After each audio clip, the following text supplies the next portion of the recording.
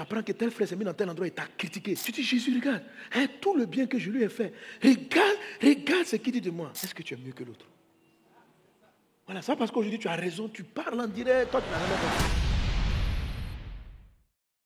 Dans le miraculeux, vous vous rendrez compte que Jésus-Christ, avant de faire des grands miracles, même avant de multiplier les pains, la Bible dit Jésus fut ému de compassion. Donc la compassion, ce sentiment-là que Jésus avait, précédait le mouvement des guérisons, des miracles du ciel.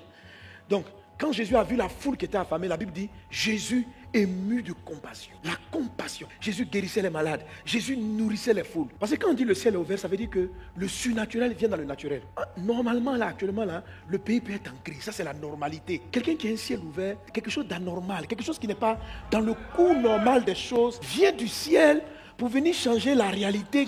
Et la personne est distinguée au milieu d'une situation. Quand en haut vient intervenir dans ton quotidien, c'est de la pluie spirituelle. Le ciel ouvert, c'est comme ça. Ta poche peut être vide, mais l'argent va arriver d'ailleurs. Jésus-Christ fonctionnait dans cette dimension. Mais d'où vient la compassion?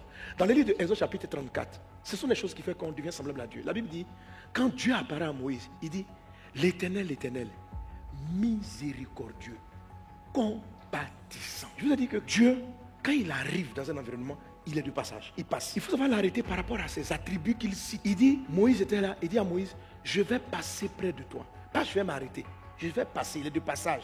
Et je vais vous expliquer comment on arrête, c'est ce que j'appelle le cortège de Dieu. Comment on voit Dieu? 1, il faut cultiver l'art de demeurer seul. 2, il faut savoir traiter avec le passage, c'est-à-dire le cortège de Dieu. Et parmi les signes qui fait que vous voyez qu'il arrive, ce n'est pas la manière dont vous tombez, mais les signes, c'est la miséricorde. Le premier signe, c'est la miséricorde. C'est-à-dire quoi?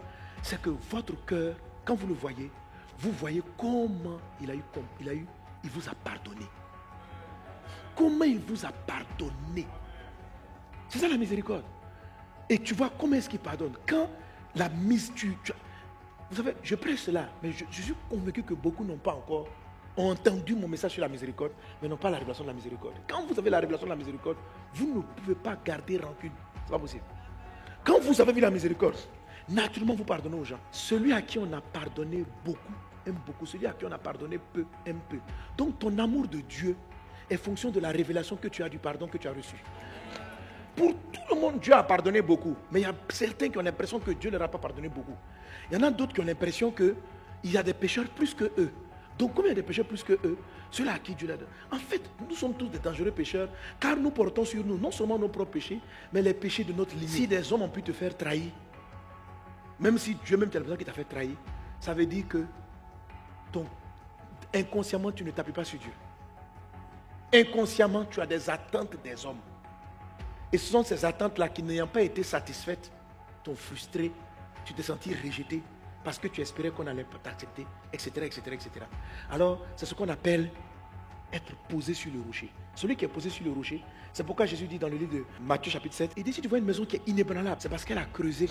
Et puis elle s'est établie sur le rocher. Christ est le rocher. Si l'injure, la trahison d'une personne t'a affecté au point où aujourd'hui tu rases les murs, si le rejet de ta mère t'a affecté, c'est qu'il y a quelque part, tu entends parler de Christ, mais tu n'as pas encore vu sa miséricorde. En tout cas, soyez content d'avoir été trahi. Trahi, ça fait mal, mais je t'assure que c'est la route pour rencontrer Dieu. Être rejeté, ça fait mal, mais ça va te donner d'avoir la relation de Christ. Parce que si tu arrives à passer cette étape, et puis dis Seigneur, je vois en toi que tu es celui qui m'accepte. Tu es celui qui sait accepter. Tu es celui qui ne rejette pas. Tu es le seul qui ne trahit pas. Tu es le seul en qui il n'y a aucune injustice. Tu es le seul en qui il n'y a aucune humiliation. Et quand ce sera la miséricorde, quand tu vois ça, et que ça devient une réalité pour toi, c'est comme si Dieu vient te mettre ta vie inébranlable.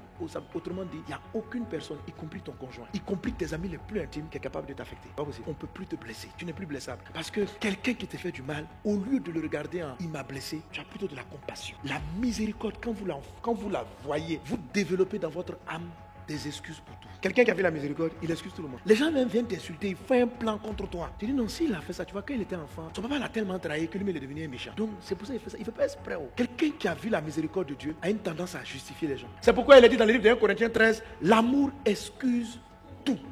C'est-à-dire, il n'y a aucune chose que l'amour ne trouve pas, pour laquelle l'amour ne trouve pas d'excuse.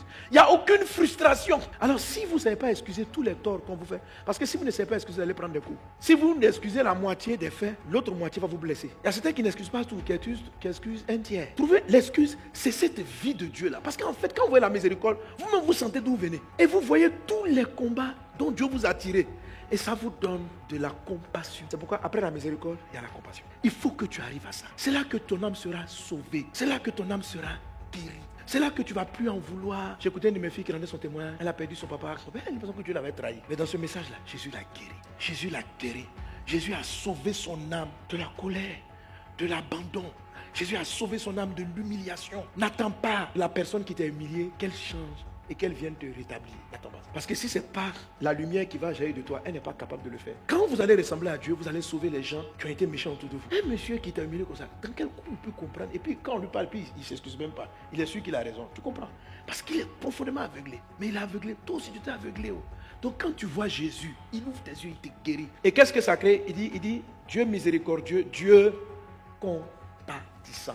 Ça veut dire la compassion. Alors je vous dis, si quelque chose vous a blessé dans la vie, ne commencez pas par chercher la justice. Que la personne vienne s'excuser ou que Dieu vous rende justice contre la personne. Si vous êtes blessé, vous pouvez aller dans la personne tu m'as blessé. Si elle a compris, gloire à Dieu. Si elle n'a pas compris, ça ne doit pas vous laisser pour autant meurtri. Parce qu'il y a des gens qui ne comprennent pas trop vite. Et peut-être toi-même tu es dans ce cas. Moi aussi je me suis rendu compte qu'il y a des choses que je ne comprenais pas. Quand je vois ma vie avec ma femme et mes enfants, c'est-à-dire des choses qui m'expliquent. Je ne sais pas de quoi ils parlent même. Il me faut une révélation pour comprendre que ce qu'ils sont dit là, j'avais mal fait. Mais au moment où les gens me parlaient, je ne réalisais pas. Donc j'ai compris que si tu n'as pas la révélation d'une chose là, tu ne peux même pas comprendre. Donc quand je vois ça, ça veut dire je comprends que quelqu'un aussi puisse ne pas comprendre qu'il est en train d'être méchant. Parce que moi-même, j'ai été méchant sans me rendre compte que j'étais méchant. Jusqu'à ce que Dieu dans sa grâce m'ait révélé que ce que j'étais en train de faire, ça s'apparentait à de la méchanceté. Même si ce n'était pas mon intention. Mais le jour où il a ouvert mes yeux et que j'ai vu sa compassion, j'ai réalisé mon manque de compassion. Et en ce moment-là, j'ai compris ce dont certains me parlaient. Donc quand je vois que moi-même je comprends souvent à retardement certaines vérités, il m'est de plus en plus difficile de juger quelqu'un qui n'agit pas bien. Parce que moi-même pendant longtemps j'ai mal agi.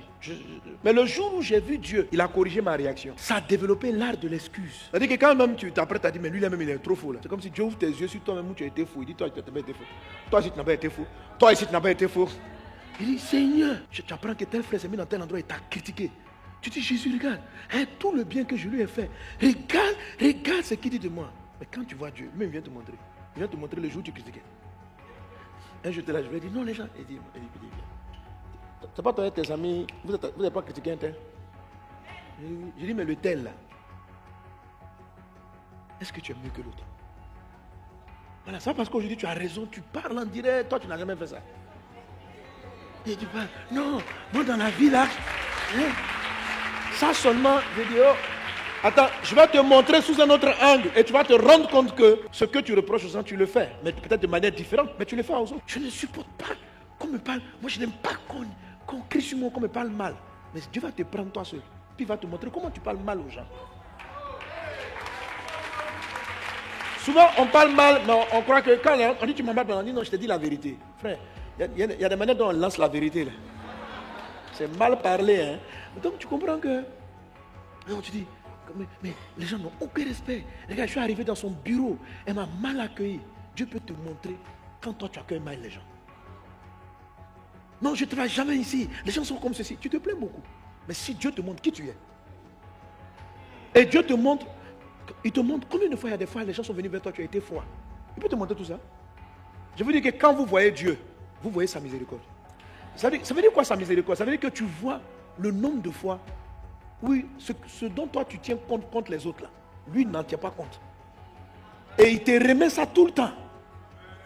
Et quand tu as fini de voir ça, tu commences à toi-même à lui ressembler. Parce que tu vas devenir toi-même plein de miséricorde. C'est pourquoi quelqu'un qui n'est pas plein de miséricorde, vous savez qu'il a entendu parler de Christ, mais il ne l'a jamais vu. Quelqu'un qui n'a pas de la compassion, il a entendu parler de Jésus, mais il ne l'a pas vu. Quand tu vas le voir, le jour où tu vois Dieu, toi-même tu pleures sur ta vie, parce que tu te rends compte que Dieu est bon pour moi. Donc quand tu sors là, tu as la force de prier pour les gens bizarres. Quand tu n'as pas vu Dieu, tu es prompt à demander le jugement de Dieu sur autrui. Mais quand tu vois la miséricorde, tu te dis, waouh, moi-même je mérite tellement d'être jugé. Je mérite d'être renvoyé. Je mérite sa grâce. Et ça libère en toi la capacité d'aimer les autres. Celui à qui on pardonne beaucoup, aime beaucoup. Celui qui a l'impression qu'on lui a pardonné peu, il aimera peu. Plus tu réaliseras les pardons que dont toi-même tu as bénéficié, plus tu vas aimer Dieu et tu vas aimer les autres. Tu vas découvrir en toi que l'amour est ce que c'est. Pourquoi il dit, nous l'aimons parce qu'il nous a aimé le premier. Donc, Si j'arrive à voir la manière dont il m'a aimé, je saurais aimer. Si je ne sais pas aimer, je ne sais pas pardonner, je suis rancunier, j'ai des difficultés, je parle mal aux gens. C'est parce que, et puis tu es un bon chrétien en même temps. C'est-à-dire que tu fais tout ça et puis tu es un très bon chrétien. C'est que tu es les gens de Job qui ont entendu parler et qui n'ont pas vu. Tu as entendu parler de Dieu, mais tu ne l'as pas encore vu. Amen. Que tu vois Dieu au nom de Jésus.